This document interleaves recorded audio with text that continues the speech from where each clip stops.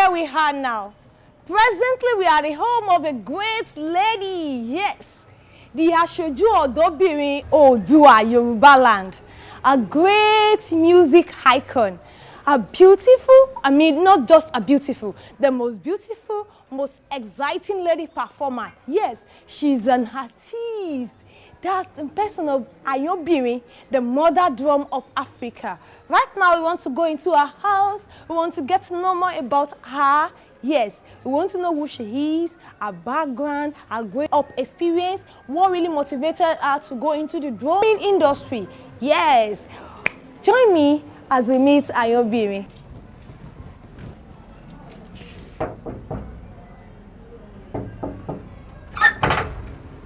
Oh my God! Wow, good to see you. Good to see you. Hi. You look good.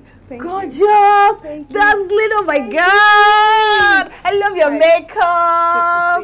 I love the gele. I love the dress. Thank you. Thank you.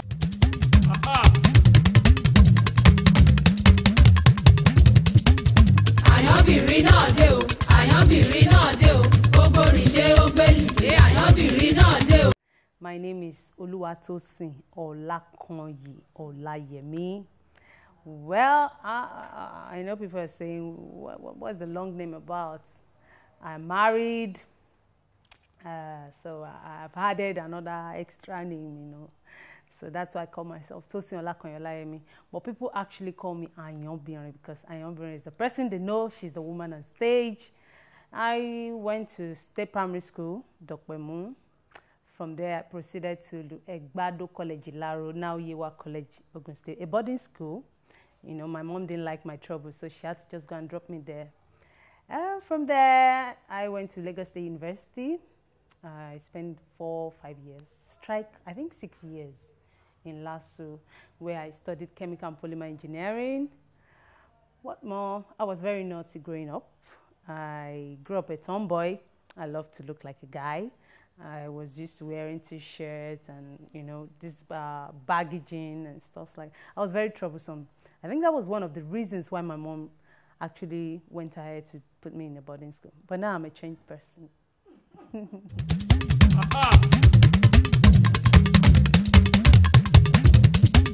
Ayanbirin náà dé o. Ayanbirin náà dé o.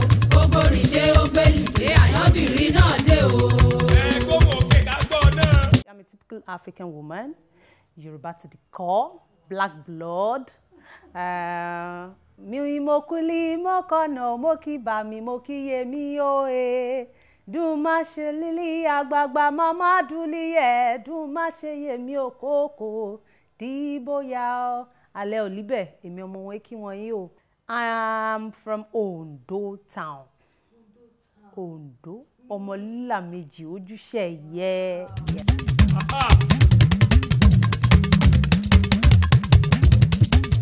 Ayanbirin náà dé o. Ayanbirin náà dé o. Ogborinde ogbelide. Ayanbirin náà dé o.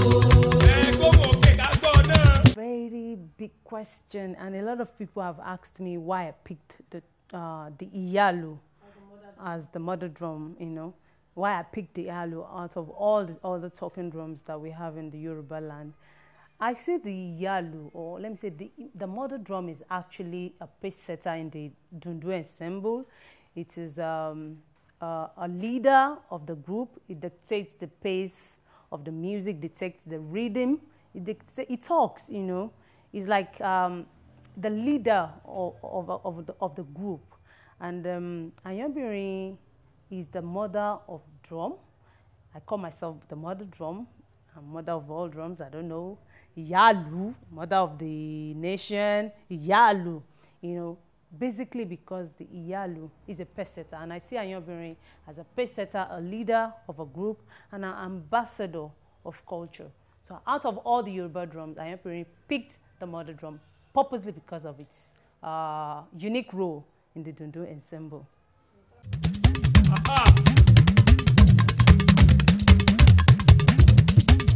Ayanbirin náà dé o. Ayanbirin náà dé o. Ogborinde ogbelide. Ayanbirin náà dé o.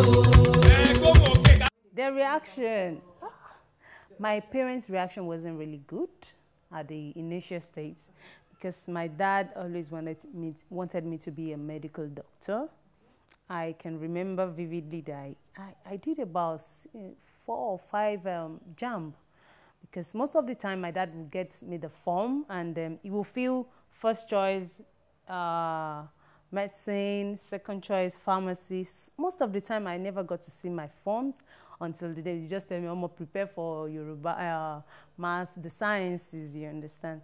So, and because of the fact that musicians were seen as no-do-good people, so they didn't actually want me to be a musician. I remember there was an instance that a choir master wanted to come and take me on the keyboard. I actually wanted to learn the keyboard at the United States, but my dad never liked it. There was a day that my dad even had to throw the keyboard and the keyboardist outside, because he thought, oh, I want my daughter to be a medical doctor, you know. But left to me, I would have really loved to be an actress. I would have really loved to be a musician, because I grew up knowing that I could sing, and I know that my parents knew that. But they were part of this parent that believes that it is whatever they want their kids to be, that they must be. I'm not blaming them. Right now, I'm enjoying the, let me better put, I enjoy the engineering stuff at the end of the day. But I would have been more fulfilled if I had studied maybe theater art or music.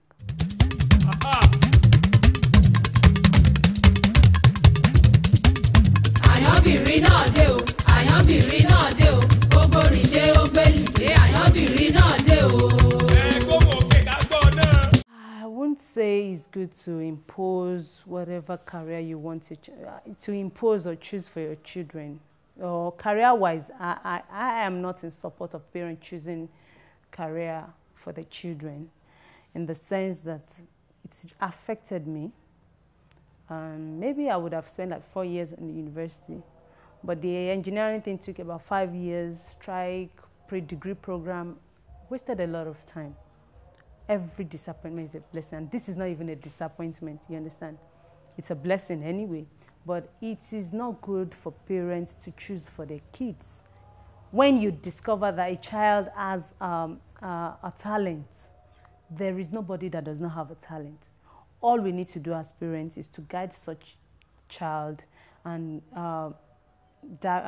just pray for the child and guide the child to the right path. You understand? A lot of kids now, they can draw, they can drum. They have so much in them that they really don't know how to discover.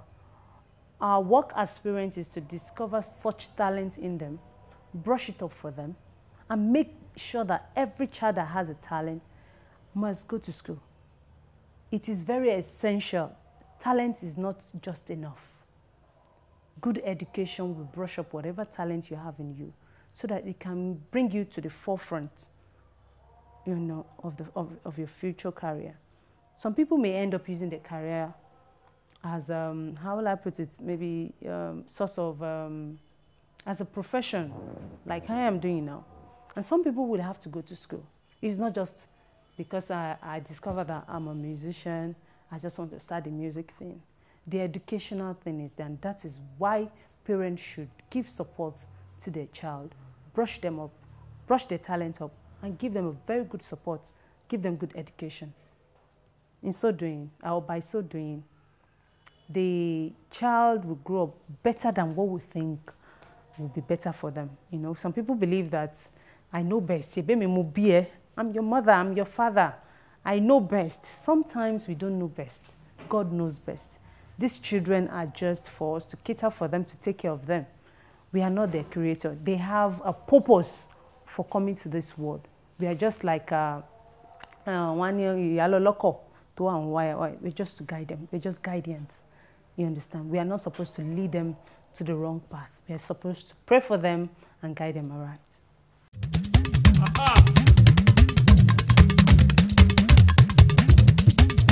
Ayanbirin náà dé o, Ayanbirin náà dé o, gbogbo rìndé ó gbèlùdé, Ayanbirin náà dé o. Gbogbo òkè ká gbọ́ náà. Ọlọ́ni máa gbọ́ wá sí mọ́mọ́dún rẹpẹtẹ. Torí ẹni máa gbọ́ wá, ẹni máa gbọ́ wá sí mọ́mọ́dún rẹpẹtẹ.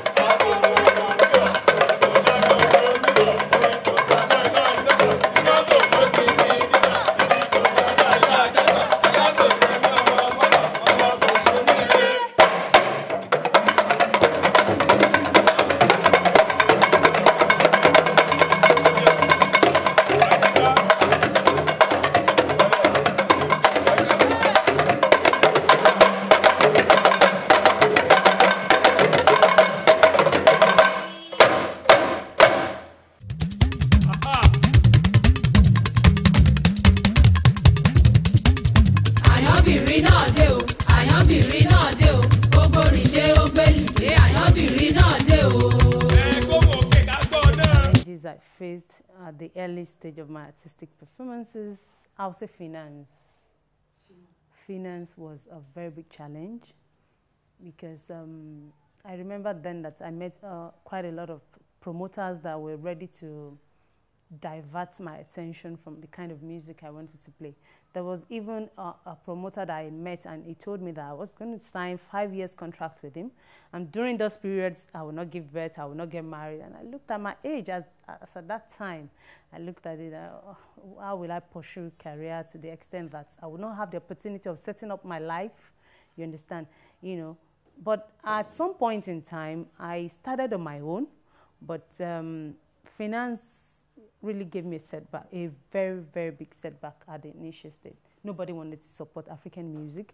A lot of people have told me that change your genre of music and we're going to sponsor you. There was even a promoter that gave me money and told me, I like the kind of music you play, but this is money. Go back to the studio and record gospel music for me. You understand? So I would say that basically finance was the major challenge, and the fact that a lot of people did not want to be associated with the Black and African music as at that time. But things have changed right now.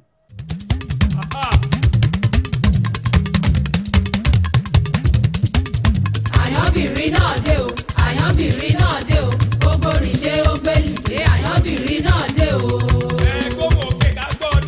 How did I find my way into the entertainment industry, being an engineer?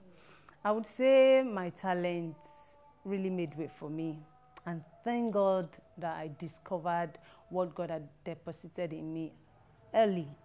You understand?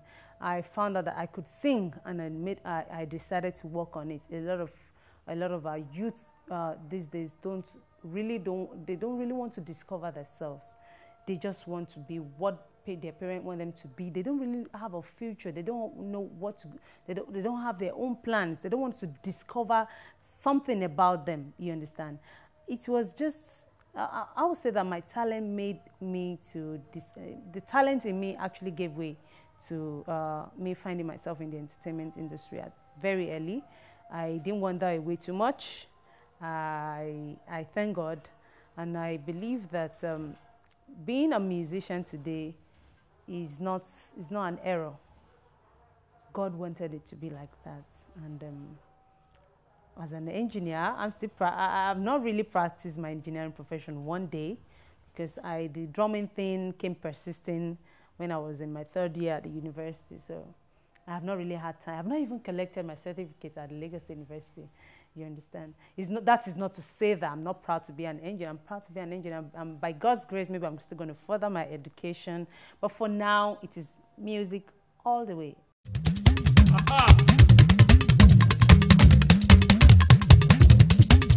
Ayanbirin náà dé o, Ayanbirin náà dé o, gbogbo rìndé ó gbèlùdé, Ayanbirin náà dé o. Critics I faced in the industry as a female talking drummer wasn't really much, because when I decided to pick up drumming, I told a friend of mine, and he later introduced me to another colleague of his, a talking drummer. And then the acceptance was very, very beautiful. They never, they were never biased about my gender. They were ready to give me all the support. And up till date, each time I go out, the main, how will I say, the professionals in this industry, as in the people from the Ayanbirin family, the people that are really from the lineage of the drummers, they don't really set us aside. These are because you're female, you don't have equal rights or whatever. The response has been very, very positive. They carry us along, and they actually want us to be at the forefront. You understand? They believe that we have an edge over the male counterpart.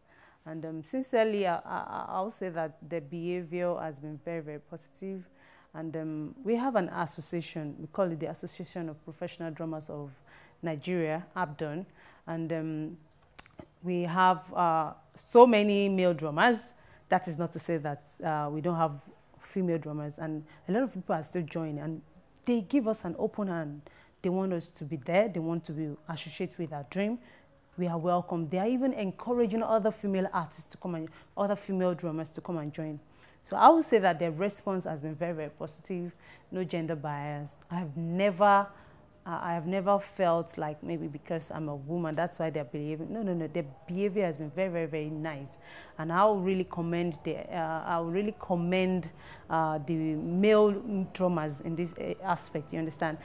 So a lot of people would think that because we are female, you understand, maybe they will push us aside or they will not give us recognition, but that is not the case when it comes to drumming. We are one family. It's not about gender, it's all about being professional in what you're doing. And for as long as you're a professional in what you're doing, your work is going to sell you to the world. That's what they believe, and it's good.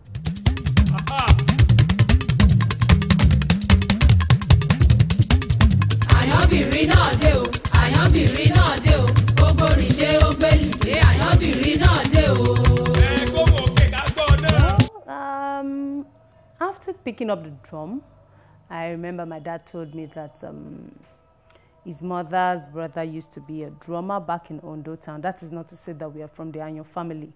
I don't know, maybe he learned it or somehow. A lot of people drum, and they are not from the lineage of drummers.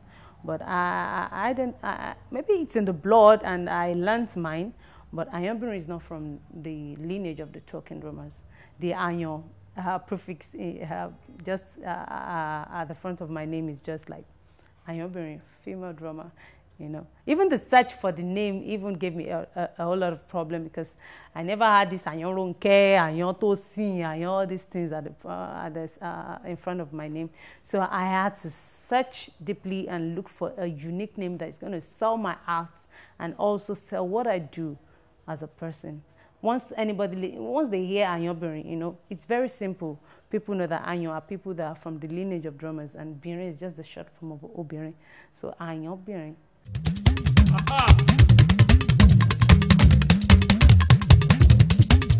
Ayanbirin náà dé o, Ayanbirin náà dé o, gbogbo rìndé ó gbèlùdé, Ayanbirin náà dé o.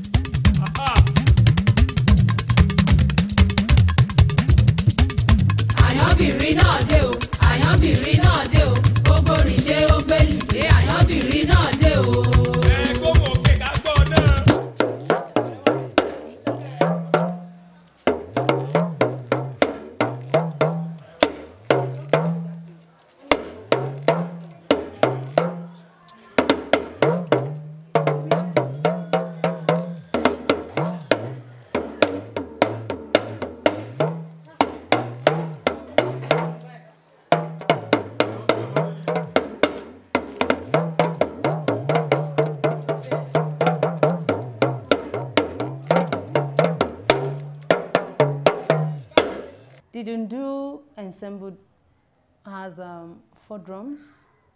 We have 4 drums that makes the family. We have the IYA-ILU, which is the mother drum. We also have omele ishaju. We have omele atele. And we also have the gudu-gudu, meaning that we have 4 drums that makes the drum family. Normally, the IYA-ILU is the leader of the drum family. It leads, it dictates the pace of the music. It actually leads or dictates the pace of the music. And it's also, let's just put it as the pace setter. It leads, is the base of the drum, of the rhythm that is created by the drum family. Normally, we are used to have the IYA-ILU with the shaworo. Yorubas will say, "Ìlù tí ò ní shaworo kì í ṣèlú wá, shaworo nílùú wá." Yes, that is the IYA-ILU. Most of the time, you have the IYA-ILU with the drum bells. That's the shaworo. You must have seen that in that movie, Shaworide. It's conical in shape. It's an hourglass shaped drum, like you can see. And it has 2 sides, and the 2 sides are equal, covered with animal skin. And you control the IYA-ILU majorly with your wrist. This is the string. This is oson. These are the strings that you use in controlling the sounds that comes out of the drum. This is the egi, this is akpa. And most of the time when you want to play the IYA-ILU, you play it with a drumstick, like this. And when I say you control it with your wrist, you control this by holding onto the strings. Depends on, it doesn't really matter how many you have in your hands, depending on the size of your hand. And when you want to strike the drum on the surface, you control it by compressing the strings. When you leave it this way, it gives you your do. And when you press a little, it gives you the re beat. And when you press harder, it gives you mi.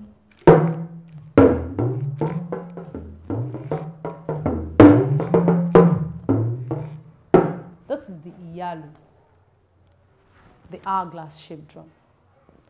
The hourglass shaped drum family has the IYA-ILU, omele ako, omele abo, and the gudu-gudu, which is the baba-ILU.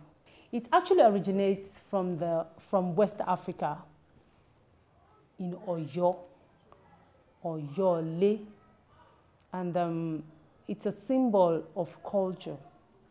And the Yoruba talking drum is not only a drum that is seen, it's not just an entertainment drum. It's very spiritual.